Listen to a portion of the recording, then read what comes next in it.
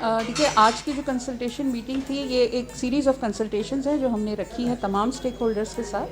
یہ بلوچستان میں جو ایک مسئلہ ہے لوکل ڈومیسائل اور PRC یعنی پرماننٹ ریزیڈنس سرٹیفکیٹس کے حوالے سے یہ میٹنگز اس حوالے سے کی جا رہی ہیں اور اس میں ہم تمام اسٹیک ہولڈرس کی رائے لیں گے اور اس کے اوپر ایک جامع قانون سازی کرنا چاہتے ہیں ہم لوگ. تو لاء ڈپارٹمنٹ کی کوشش یہ ہے کہ اس میں جتنے اسٹیک ہولڈرز ہیں ان کو آن بورڈ لیا جائے کیونکہ جن لوگوں کے لیے قانون بنایا جا رہا ہے جب تک ہم ان کی تجاویز نہیں لیں گے اور ان کی ضروریات نہیں دیکھیں گے اور اس کے مطابق قانون نہیں بنائیں گے تو قانون نہ دیرپا ہوگا نہ اس کے دوررس نتائج ہوں گے.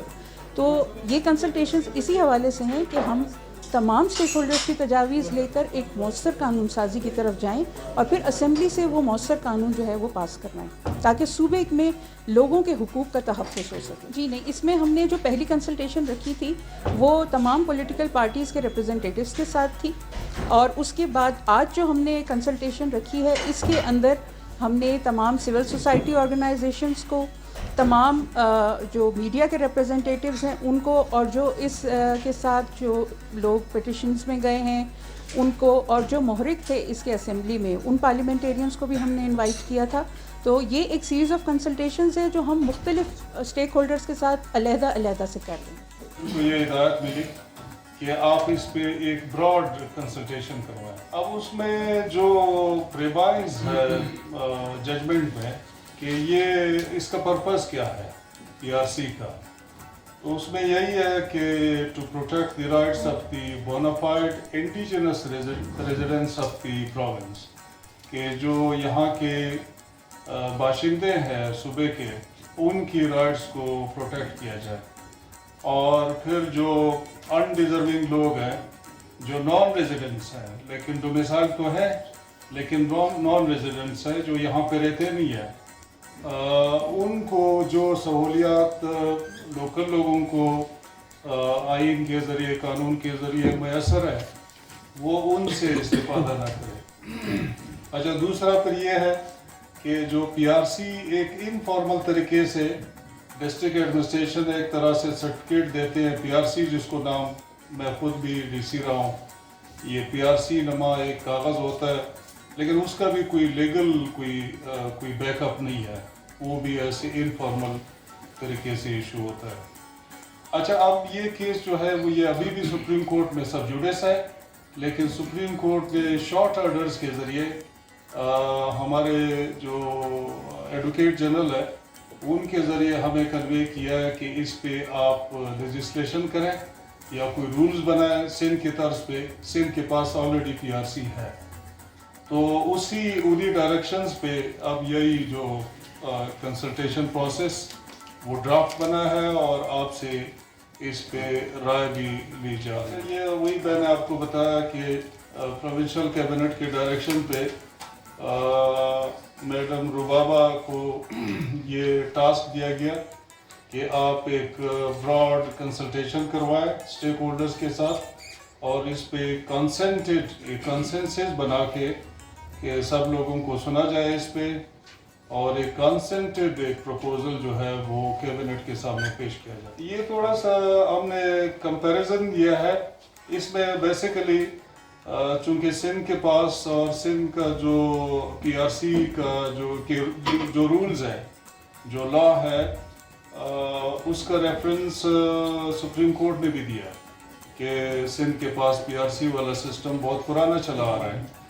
تو اس کا تھوڑا سا ہم نے کمپیریزن دیا ہے. بنیادی مقصد اس کا بھی ان کی PRC کا جو لا ہے وہ ہم نے پڑھا ہے,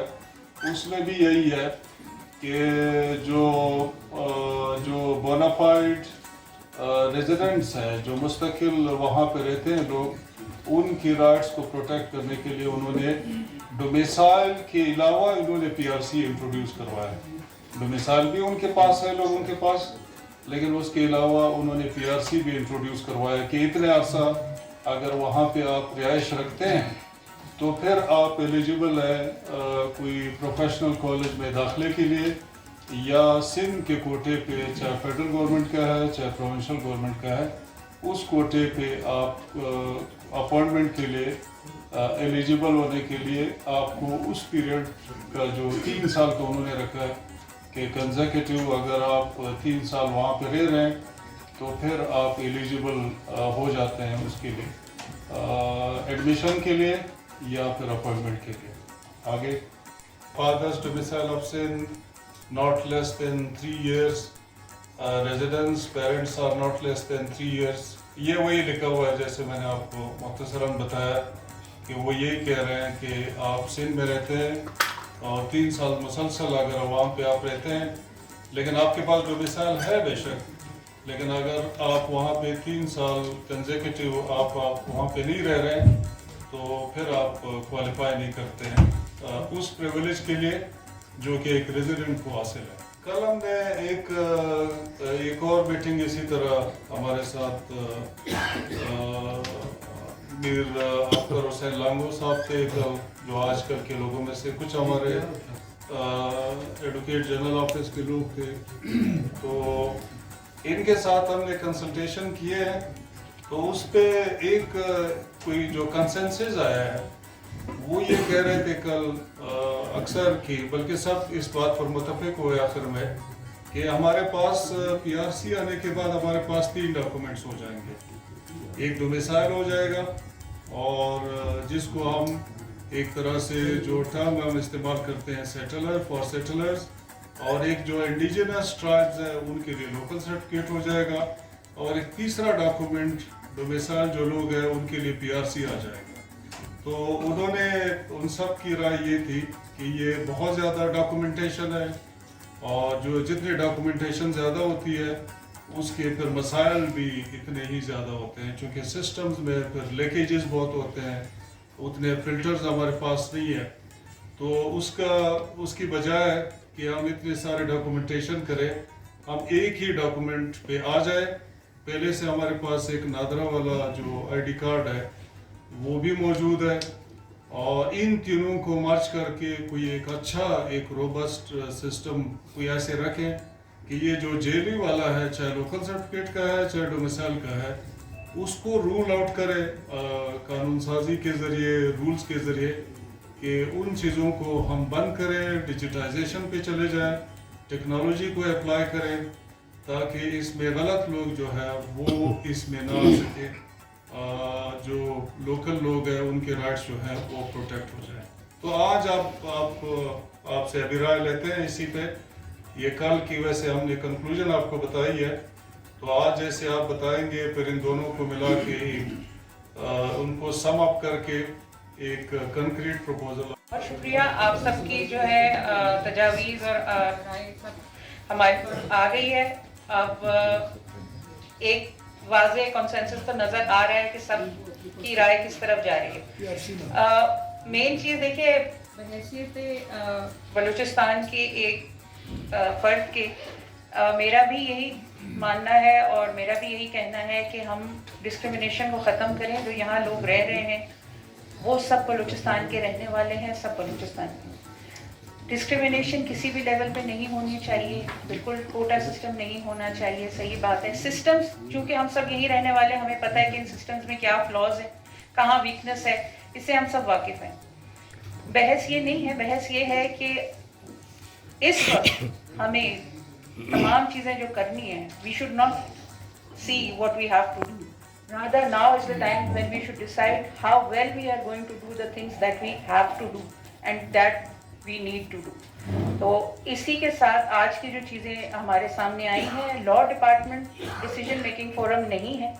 ये तमाम रिकमेंडेशंस को लेकर अपनी लीगल ओपिनियन के साथ मुतल्लिका फोरम तक इसको फॉरवर्ड करेगा। आपकी तजावीज़, आपके तहफ़्फ़ुज़ात सब वहाँ तक पहुँचाना हमारी जिम्मेदारी है, जो हम कोशिश करेंगे कि अहसन तरीके से पूरी करें। Thank you very much. इसके बाद जो लेजिस्लेशन का प्रोसेस है, जैसे अभी सेक्रेटरी साहब ने भी आपको बताया कि ये एक कंटिन्यूस कंसल्टेशन प्रोसेस रहेगा। मैंने शुरू में भी आपको कहा कि जिन लोगों के लिए कानून साजी हो रही है, जब तक उनकी राय ना ली जाए, उनकी ज़रूरियात ना देखी जाए, तो वो कानून साजी और वो कानून देरपा नहीं होता। तो इंशाअल्लाह ताला हमारी पूरी कोशिश होगी, आप लोगों के साथ इस पे वक्तन फ़वक्तन नशिस्त रहेगी। आज की शिरकत के लिए आप लोगों का शुक्रिया। वक्त की तंगी है, वरना हम इस नशिस्त को थोड़ा और तवील करते। इंशाअल्लाह आइंदा आने वाले फोरम्स में जो है हम इस पे मज़ीद बात करेंगे और जो चीज़ें हम करना चाहते हैं उनमें बेहतरी लाएंगे। बहुत शुक्रिया, स्टे ब्लेस्ड, अल्लाह।